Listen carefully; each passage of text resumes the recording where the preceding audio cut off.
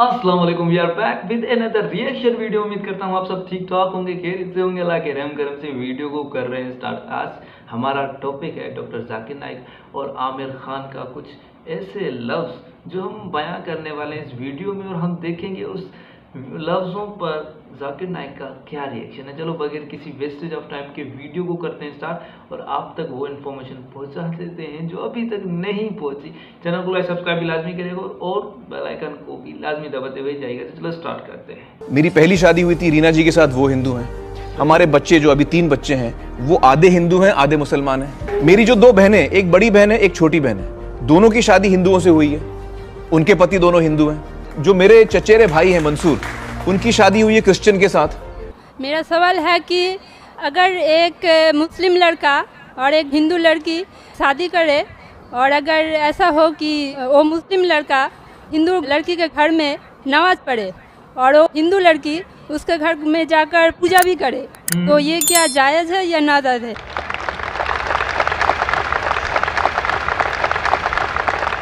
बहन का अच्छा सवाल है कि अगर एक मुसलमान लड़का हिंदू लड़की से शादी करता है तो क्या वो मुसलमान लड़का हिंदू के घर में जाके नमाज़ पढ़ सकता है, और क्या वो लड़की मुसलमान के घर में पूजा कर सकती? कहने सही। सबसे पहले कुछ शराइत है हर चीज़ के। आप अगर गाड़ी रखेंगे और गाड़ी का एक पहिया रखेंगे, साइकिल का एक पहिया रखेंगे, ट्रैक्टर का, तो गाड़ी चलेंगी क्या? नहीं चलेगी। या चारों साइकिल कर दो या चारों ट्रैक्टर कर दो। इसीलिए कुरान की आयत है सूरह बकरा की सूरा नंबर 2 आयत नंबर 221 में अल्लाह ताला फरमाते हैं कि आप मुशरिका से शादी नहीं कर सकते जब तक वो ईमान न लाए। मतलब जो गैर मुस्लिम हैं और शिर्क कर रही है उससे आप शादी नहीं कर सकते जब तक वो ईमान ना लाए। और एक ईमान लाने वाली औरत चाहे कितनी भी बदसूरत हो वो एक मुशरिका से बेहतर है। और आगे आयत कहती है कि लड़कियां मुशरिक लड़के से शादी नहीं कर सकती जब तक वो ईमान ना लाए।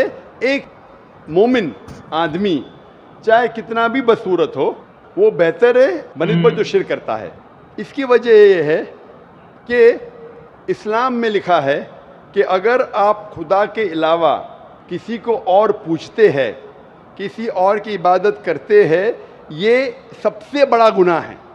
और अल्लाह ताला फरमाते हैं सूरह निसा में सूरा नंबर 4 आयत नंबर 48 में और सूरा निसा सूरा नंबर 4 आयत नंबर 116 में कि अल्लाह सुब्हाना व तआला अगर चाहे तो कोई भी गुनाह को माफ़ कर सकता है, लेकिन शिर्क को कभी नहीं माफ़ करेगा। अगर एक इंसान मुशरिक जैसा मर गया तो अल्लाह ताला कभी भी उसे माफ़ नहीं कर सकता, क्योंकि मुशरिक वो शख्स है जो शिर्क करता है। और ये सबसे बड़ा गुनाह है, क्योंकि हमारा खालिक, हमारा मालिक, हमारा ईश्वर, हमारा खुदा, हमारा भगवान, अगर हम उसको गाली देंगे, ये सबसे बड़ा गुनाह है। जिसने हमें ज़िंदगी दी, जिसने ये सारी चीज़ें हमें दी दुनिया में, अगर हम उसको गाली देंगे, उसके अलावा किसी और की इबादत करेंगे, ये शिर्क हुआ। तो इसीलिए इस्लाम में इजाज़त नहीं है कि एक मुस्लिम लड़का या लड़की कोई मुशरिक लड़का या लड़की से शादी करे, ये इजाज़त नहीं है। जहाँ तक के सवाल है क्या एक आम मुसलमान हिंदू घर में नमाज़ पढ़ सकता है? अगर उसके सामने कोई मूर्ति नहीं है तो नमाज कहाँ भी पढ़ सकता है, अगर जगह साफ़ है। हमारे रसूल मोहम्मद सल्लल्लाहु अलैहि वसल्लम फरमाते कि सारी दुनिया, सारी धरती मोमिन के लिए मस्जिद है। यानी सारी दुनिया आप कहाँ भी नमाज़ पढ़ सकते, देखना चाहिए कि साफ़ है, आप नमाज़ पढ़ सकते। तो ये आप जाके अगर हिंदू का घर में जाते हैं और वह साफ़ है, कोई मूर्ति आगे नहीं है, तो नमाज़ पढ़ने में कोई हर्ज नहीं है। ज़रूरी नहीं है कि आपको शादी करना चाहिए फिर आप नमाज़ पढ़ सकते।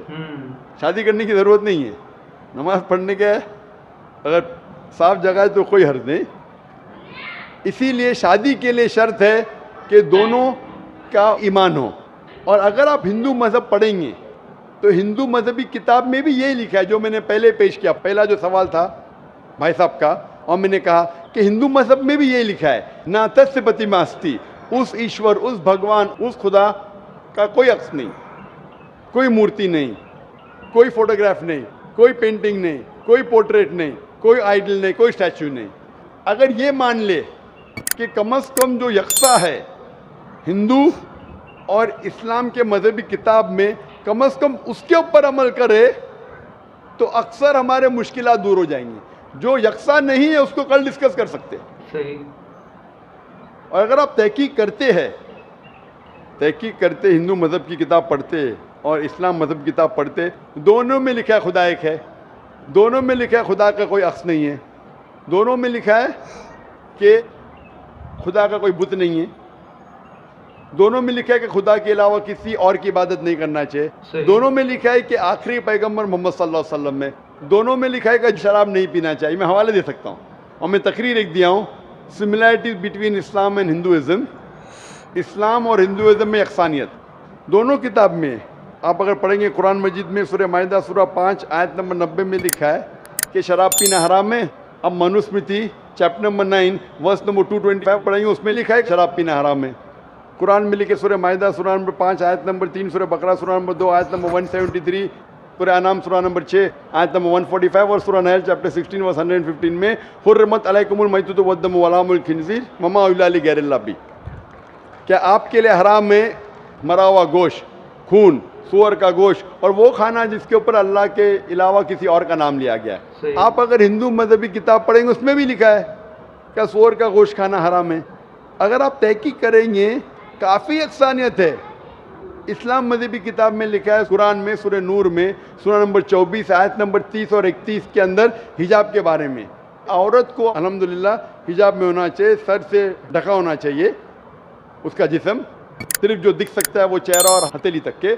आप अगर हिंदू मजहब किताब पढ़ेंगे ऋग्वेद बुक नंबर 8 में लिखा है और ऋग्वेद बुक नंबर 10 में भी लिखा हुआ है कि औरत को अपने सिर के पल्लों को डालना चाहिए चेहरे पे।